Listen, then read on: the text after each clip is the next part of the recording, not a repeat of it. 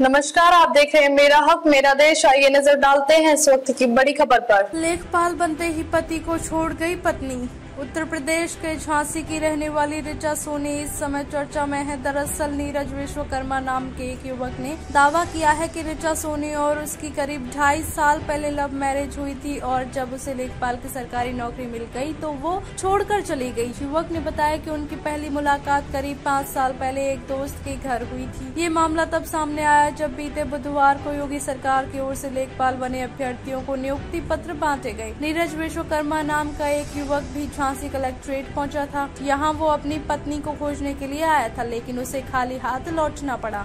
Media से बात करते हुए नीरज ने बताया कि वो कारपेंटर का काम करता है। करीब 5 साल पहले झांसी की ही सत्यम कॉलोनी में रहने वाली ऋचा सोनी से दोस्त के घर उसकी मुलाकात हुई थी। दोनों ने करीब 2.5 साल पहले ही एमपी के ओरछा मंदिर में जाकर शादी की थी, जिसके बाद दोनों घर आ गए और हंसी खुशी से रहने लगे। इस दौरान लड़की ऋचा ने उसे बताया था कि वह आगे पढ़ना चाहती है। जब ऋचा का सरकारी नौकरी लेखपाल में चयन हो गया तो फिर उसके रुख बदल गए। लेखपाल पद पर चयन होने के बाद वह उसे छोड़कर चली गई। तब से लेकर अब तक वह लौटकर घर नहीं आई। लव मैरिज के बाद कारपेंटर ने पत्नी को पढ़ाया। लेखपाल बनते ही पति को छोड़ गई। झांसी की ऋचा नशे के आदी बेटे ने धारदार हथियार से किया पिता का कत्ल।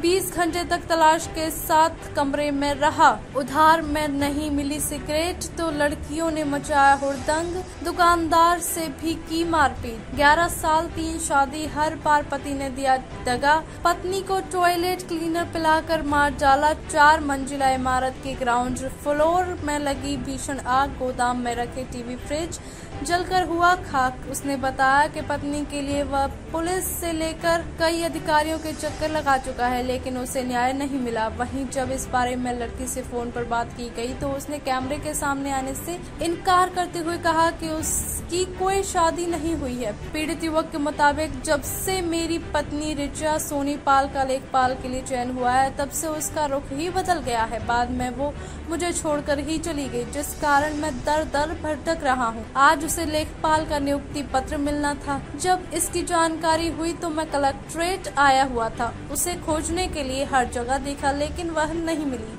वह नियुक्ति पत्र लेकर चली गई। मैंने इनके लिए हर कुछ किया। 2.5 साल पहले ओरछा मंदिर में की थी शादी। उसने बताया कि 5 से 6 साल पहले उससे दोस्त के घर मुलाकात हुई थी, जब वो बच्चों को पढ़ाने आती थी। यह मुलाकात दोस्ती में बदल गई। करीब 6 महीने बाद यह दोस्ती कब प्यार में बदल गई यह उसे भी पता नहीं हुआ। प्यार होने के बाद दोनों अपनी मर्जी से ओरछा मंदिर में जाकर शादी कर ली। शादी करने के बाद दोनों हंसी खुशी से रहते थे। इसके बाद उनका कुछ विवाद हुआ था, जिस कारण वह मायके चली गई थी। फैमिली कोर्ट में उसने सेक्शन 9 दायर कर अपने घर बुलाया था।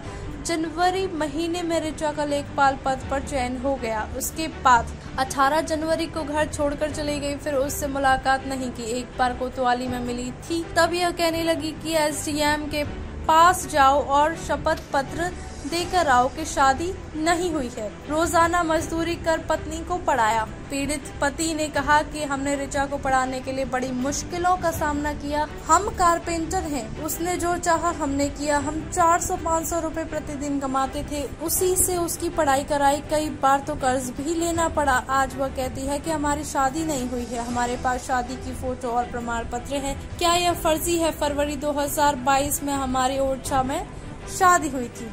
अब तक के लिए बस इतना ही। फिर होगी आपसे मुलाकात ऐसी एक और बड़ी खबर के साथ। तब तक के लिए नमस्कार और देखते रहिए मेरा हक मेरा देश।